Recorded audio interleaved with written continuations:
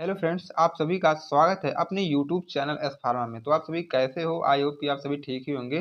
तो आज हम बात करेंगे बी फॉर्म फर्स्ट सेमेस्टर के एचएपी सब्जेक्ट का। तो एचएपी सब्जेक्ट में आज हम देखने वाले हैं इंपॉर्टेंट क्वेश्चन। ठीक है, तो 2 मार्क्स के, 7 मार्क्स से 10 marks means very short short और लॉन्ग क्वेश्चन आज हम देख लेते हैं। जितना भी क्वेश्चन आपके एग्जाम में मतलब आने वाला है या मोस्ट इंपॉर्टेंट क्वेश्चन आप उसे कह सकते हो, यूनिट नंबर 1 से लेके यूनिट नंबर 5 तक। ठीक है, जितने भी क्वेश्चन आपके इंपॉर्टेंट बनते हैं, टोटल क्वेश्चन लगभग मैं यहाँ आप सभी के लिए लेके आया हूँ। लगभग आपके यहाँ पे एक ही वीडियो में मिलेंगे 40 क्वेश्चन, मीन्स क्या 40 क्वेश्चन आपको मिलेंगे। और क्या है, 2 मार्क्स का क्वेश्चन अलग मिलेगा, 7 का अलग, 10 का अलग। तो हम स्टार्ट करते हैं सबसे पहले 2 मार्क्स से। ठीक है, तो 2 मार्क्स से जो हमारा क्वेश्चन है उसमें मैं आप सभी के लिए 21 क्वेश्चन लेके आया हूँ, 2 मार्क्स का स्पेशली। अब हम देखते हैं कि डिफाइन एनाटॉमी एंड फिजियोलॉजी, जो आपका पहला क्वेश्चन होता है मोस्ट मोस्ट इंपॉर्टेंट वाला, वो बनता है डिफाइन एनाटॉमी एंड फिजियोलॉजी। अब देखो क्या है, आपको एनाटॉमी एंड फिजियोलॉजी के बारे में लिखना है। सबसे पहले आप क्या है, एक हेडिंग बनाओगे। एनाटॉमी की हेडिंग अलग बनेगी, बाकी एनाटॉमी का कम से कम 4 और लाइन आप लोग लिखिएगा। देन नीचे फिर एक हेडिंग बनाएगा फिजियोलॉजी का, फिर उसके बारे में 4 और लाइन आप लिख के आएगा। तब जो है आपका 2 नंबर है, आसानी से आप पा सकते हो। अब बात करेंगे हम क्वेश्चन नंबर सेकंड की, जिसमें डिफाइन द टर्म होम्योस्टेसिस। अब एक होम्योस्टेसिस की अच्छी मतलब आप हेडिंग बनाइएगा, उसके बाद होम्योस्टेसिस के अंदर क्या कंटेंट आते हैं टोटल आप लिख के आए कम से कम 6-7 लाइन में, तब आप 2 मार्क्स पाएंगे। ठीक है, तो इसी तरह कुछ आपको क्वेश्चन भी अटेम्प्ट करना है। रिकॉल पॉजिटिव फीडबैक सिस्टम, यहाँ पे आपको यहाँ पे दिया गया है रिकॉल। अब अगर रिकॉल का मतलब आपको नहीं समझ में आ रहा है, तो पॉजिटिव फीडबैक सिस्टम आपको मिल गया ना आपके पेपर में। तो क्या है, पॉजिटिव फीडबैक सिस्टम के बारे में आप टोटल चीज लिख के आएगा। मीन्स रिकॉल मतलब उसी को रिकॉल करवाइए, या अपने कॉपी पे लिखिए, या तो उसकी डिफिनेशन बताइए, या तो उसके बारे में लिखिए। मीन्स क्या है, ये मेन टॉपिक आपकी क्या है, पॉजिटिव फीडबैक सिस्टम के बारे में लिखना है। ठीक है, अब हम बात करें क्वेश्चन नंबर 4 का। तो ये है इम्यूरेट cell junction and its type. इसमें क्या करना है, सेल जंक्शन और उसके टाइप आपको बताना है। अब बात करें क्वेश्चन नंबर 5 का, तो explain the term endocrine signalling pathway. अब इसमें आपको इंडोक्राइन सिग्नलिंग पाथवे आपको बताना है। अगर आपका इसको मतलब साल वाली वीडियो चाहिए, तो भी मैं बताऊंगा कि साल वाली वीडियो या नोट्स आपको कब मिलेगी, कहाँ मिलेगी, अभी मैं बता दूंगा आपको। तो अगर ये आपको सॉल्व मिल जाएगा तो बिल्कुल आप सभी के लिए आसान हो जाएगा, क्योंकि आप लोग क्वेश्चन के साथ आंसर भी पा जाओगे। ठीक है, अभी मैं बताऊंगा वो कहाँ मिलेगा। अब देखो उसके बाद differentiate between axial and appendicular skeletal system. अब यहाँ पे आपको दोनों में डिफरेंस बताना है, एक्सियल और एपेंडिकुलर स्केलेटल सिस्टम में। तो आप यहाँ क्या कर सकते हो, दो आप कॉलम बनाना, एक तरफ एक्सियल लिख देना, एक तरफ एपेंडिकुलर लिख देना। दो दो में कम से कम दोनों में 5-5 पॉइंट आप लिखिएगा, तब जाके आपको 2 मार्क्स मिलेगा। अगर आप ऐसा नहीं कर पा रहे हैं, तो एक जगह एक्सियल की एक हेडिंग बनाइए, फिर इसमें 5 पॉइंट हो जाए, फिर एपेंडिकुलर की हेडिंग बना के 5-5 पॉइंट लिख दीजिएगा, बिल्कुल आपको नंबर अच्छा मिलेगा। अब आता है define osteoblast and osteoclast. Most most important question है ओस्टियोब्लास्ट और ओस्टियोक्लास्ट। ठीक है, ये भी आपके एग्जाम में पूछा जाता है। Write two main function of skin. अब देखो स्किन के 2 मेन फंक्शन आपको बता देना है। उसके बाद क्वेश्चन 9 जो आपका आता है, डिफाइन न्यूरोमस्कुलर जंक्शन। इसमें क्या है, न्यूरोमस्कुलर जंक्शन क्या होता है उसको आपको डिफाइन कर देना है। उसके बाद व्हाट इज इरिथ्रोपोइसिस। इरिथ्रोपोइसिस क्या होता है, इसको भी आपको ही बताना है 2 मार्क्स में। ठीक है, अब देखो what do you mean by sorry friends, right about 2 main function of lymphatic system. 2 main function लिखना है आपके लिम्फेटिक सिस्टम का। ठीक है, उसके बाद क्वेश्चन नंबर जो 12 हमारा आता है, what do you mean by R H factor. R H factor से आप क्या समझते हो। उसके बाद क्वेश्चन नंबर 13 जो आता है, what is blood transfusion. Blood transfusion क्या होता है। आप एक क्या करोगे, अगर आर एच फैक्टर वाला सॉल्व करोगे तो आर एच फैक्टर की अच्छी सी डिफिनेशन वो हेडिंग डालनी है। अगर ब्लड ट्रांसफ्यूजन आप करोगे तो ब्लड ट्रांसफ्यूजन का भी एक अच्छी हेडिंग डालनी है। जैसे कि आप पहले से सॉल्व करते आते हैं क्वेश्चन, उसी तरह आपको भी सॉल्व करना है, थोड़ा नीट एंड क्लीन लिख के आना है। ठीक है, उसके बाद क्वेश्चन नंबर 14 जो आता है, write the pigment present in rod and cone cell. यह टोटल मतलब ये बार बार रिपीटेड क्वेश्चन है, क्योंकि बार बार आया, आप previous year question paper check out करोगे तो यह जो क्वेश्चन बार बार मिलेगा, इसलिए बहुत ही इंपॉर्टेंट यह हो जाता है। और मैं इसकी सोल्यूशन वीडियो भी जल्दी आप सभी को प्रोवाइड करूंगा।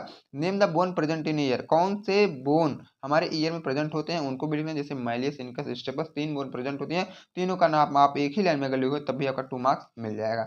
अब बात करेंगे क्वेश्चन नंबर 16 का, तो right the name of 2 neuro transmitter. 2 neuro transmitter का नाम लिख देना है, तब भी आपको 2 नंबर फटाक से मिल जाएगा। अब हम देखते हैं क्वेश्चन नंबर 17, तो define intraocular tension. Intraocular tension क्या होता है, मीन्स ये आई वाले चैप्टर से लिया गया है। उसके बाद क्वेश्चन नंबर 18 क्या है, डिफाइन टर्म सिनेप्स। सिनेप्स क्या होता है, इसको आप डिफाइन करो। Define ECG and cardiac cycle. अब देखो कभी कभी क्या होता है कि ईसीजी अलग पूछता है, कार्डियक साइकिल अलग पूछता है। अगर ये दोनों अलग अलग पूछते हैं, कम से कम ईसीजी पे 5-6 लाइन लिखो और कार्डियक साइकिल पे 6 लाइन लिखो। अगर एक ही में पूछते हैं तो 4 लाइन इसका, 4 लाइन इसका करके आपको मैनेज कर देना है।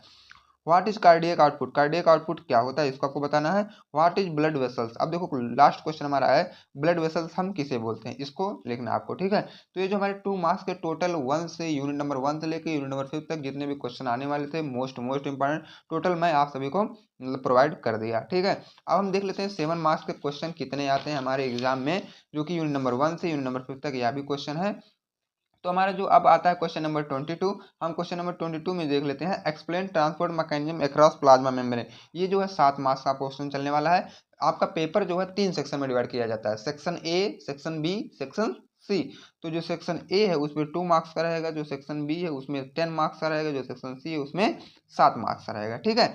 तो ये 7 नंबर वाला यहाँ पे क्वेश्चन चल रहा है, 2 नंबर वाला ऑलरेडी चैनल पर मतलब कवर हो गया। अब हम देखते हैं explain transport mechanism across plasma membrane, पहला क्वेश्चन हो गया। उसके बाद 23 वाला है draw a well label diagram of cell and its function.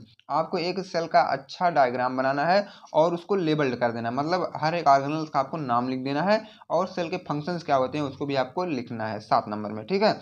Right a short note on mitosis, mitosis पर आपको एक शार्ट नोट लिखनी है। उसके बाद क्वेश्चन नंबर जो 25 आता है वह है explain positive and negative feedback mechanism with example, example के साथ पॉजिटिव फीडबैक सिस्टम क्या होता है, नेगेटिव फीडबैक सिस्टम क्या होता है, उसको आपको डिटेल में लिखना है। लगभग आपको 2.5 से 3 पेज तक इसको लिखना है।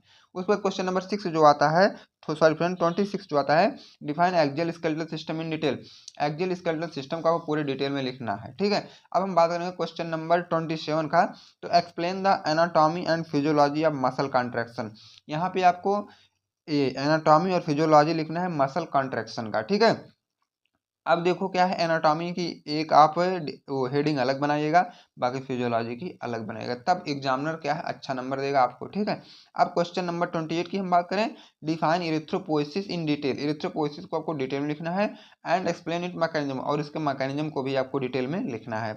अब 2 हेडिंग इसमें बनेगी, इरिथ्रोपोइसिस की हेडिंग आप अलग बनाइएगा और उसके मैकेनिज्म की हेडिंग अलग बनाइएगा। क्वेश्चन नंबर 29 क्या है, right note on blood group. Blood group के पर आपको एक नोट लिखना है, नोट का मतलब 2 से 2.5 पेज तो होना ही चाहिए।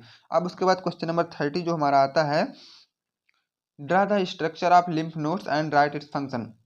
लिम्फ नेट को नोड के आपको क्या स्ट्रक्चर बनाना है और उसके फंक्शन को लिखना है। लेकिन आप क्या करेंगे, स्टार्टिंग पेज में लिम्फ नोड क्या होता है पूरा यहाँ पे इंट्रोडक्शन पहले देंगे, कम से कम 1 पेज, उसके बाद तब जाकर उसका स्ट्रक्चर बनाएंगे, तब जाकर उसका फंक्शन लिखेंगे, तब 7 मार्क्स के अकॉर्डिंग आप क्वेश्चन सॉल्व कर पाएंगे। अब बात करेंगे क्वेश्चन नंबर 31 का, तो explain the difference between sympathetic and parasympathetic nervous system. दोनों में आपको डिफरेंस बताना है, सिंपैथेटिक में और पैरासिम्पैथेटिक में, ठीक है। अब हम क्वेश्चन नंबर 32 की बात करें, तो discuss the mechanism of physiology of vision. अब देखो ये जो मैकेनिज्म होता है फिजियोलॉजी ऑफ विजन का, ठीक है, इसको आपको एक मतलब पूरा डिटेल में लिखना है, ठीक है। अब देखो क्वेश्चन नंबर 33 हमारा आता है, explain the physiology of hearing in detail. अब देखो यहाँ पे क्या है, हियरिंग वाला लिखना है, ये विजन था और इधर हियरिंग था, विजन मतलब आई वाला, इधर मतलब ईयर वाला, ठीक है। अब define mechanism of blood circulation, blood circulation का आपको मैकेनिज्म लिख देना है सीधा सीधा, ठीक। तो ये हमारे थे 7 मार्क्स के क्वेश्चन, क्वेश्चन नंबर 22 से लेकर 34 तक इतने क्वेश्चन 7 मार्क्स हैं, जो कि मोस्ट इंपॉर्टेंट कई बार मतलब पूछे गए क्वेश्चन है। आप प्रीवियस ईयर पेपर चेकआउट करोगे तो बार बार यह क्वेश्चन आपको मिलेंगे भी। और यह जो नोट्स है इसका मतलब साल्ट वाला मैं जल्द ही आप सभी को प्रोवाइड कर दूंगा अपने ही यूट्यूब चैनल एस फार्मा पर ही। तो आप लोग अगर चैनल पर नए हैं तो चैनल को सब्सक्राइब करें, ताकि जो सॉल्यूशन वाली वीडियो है सबसे पहले आप तक पहुंचे। अब हम बात करेंगे 10 मार्क्स वाला, ठीक है। तो 10 मार्क्स में जो हमारा क्वेश्चन पूछता है वो हम आ चुके हैं अब 35 से। अब 35 पर जो हमारा फर्स्ट यूनिट का क्वेश्चन बनता है, what is tissue, classify epithelial tissue in detail. Tissue क्या होता है और इपिथेलियल टिश्यू को आपको डिटेल में क्लासीफाई करना है, ठीक है। अब क्वेश्चन नंबर 36 की हम बात करें, तो draw the flow chart division of skeletal system and define the appendicular skeletal. अब देखो क्या है, इसमें अपेंडिकुलर स्केलेटल को आपको डिफाइन कर देना है, बाकी एक फ्लो चार्ट बनाना है डिवीजन ऑफ स्केलेटल सिस्टम का, ठीक। उसमें पूरी बोन्स वोन्स वगैरह सब आपको दिखानी पड़ेगी। अब क्वेश्चन नंबर 37 की बात करें, elaborate the process of blood coagulation. अब ब्लड कोगुलेशन का क्या प्रोसेस है आपको पूरा उसको डिटेल में लिखना है। उसके बाद इसी में पूछा गया है, recognise in detail about process of blood coagulation. अब देखो क्या है, जो भी प्रोसेस है ब्लड कोगुलेशन में उसको रिकॉग्नाइज करो, मतलब उसके बारे में कम से कम 4 4 5 5 6 6 लाइन आपको लिखना है। अगर देखो कुछ ऐसे क्वेश्चन ना पूछा तो इसी क्वेश्चन को क्या कुछ अलग तरीके से पूछेगा, what is blood coagulation, blood coagulation क्या है, right in detail about it's process, और इसके प्रोसेस के बारे में आप एक डिटेल नोट लिखो। अब हम देखते हैं नेक्स्ट वाला question, elaborate the function and structure of I, right it disorder. अब देखो आई का क्या है, आपको फंक्शन और स्ट्रक्चर पूरा लिखना है। ये क्या है, आई को पूछ रहा है ना, सबसे पहले आप आई के बारे में इंट्रो दो, फिर आई का स्ट्रक्चर बनाना है, फिर स्ट्रक्चर में कितने पार्ट हैं सबको डिटेल में लिखना है, तब जाके कहीं उनके फंक्शन लिखना है, तब जाके उसका डिसऑर्डर लिखना है, तब जाके आप 10 मार्क्स पाओगे। अब देखो जो 39 है, elaborate the layer and chamber of heart, इसमें क्या करना है, जो हर्ट के लेयर होते हैं और चैम्बर होते हैं सभी को आपको डिटेल में लिखना है और एक हर्ट का फिगर भी बना देना, तब जाके आप 10 मार्क्स आराम से पा जाएंगे। तो हमारा यही था 39 क्वेश्चन, जो कि यूनिट नंबर 1 से लेकर यूनिट नंबर 5 तक इतने मोस्ट मोस्ट इंपॉर्टेंट क्वेश्चन है। आप जब भी अपना मतलब पढ़ाई स्टार्ट करेगा तो ये क्वेश्चन आप अपने माइंड में सेट कर लीजिएगा कि बहुत ही इंपॉर्टेंट क्वेश्चन है। अगर आपको सोल्यूशन भी चाहिए तो जल्द मैं प्रोवाइड कर दूंगा सोल्यूशन भी। ठीक फ्रेंड्स, आप अगर अभी भी नहीं किए हैं सब्सक्राइब तो सब्सक्राइब कर लें। मिलते हैं फ्रेंड नेक्स्ट वीडियो में।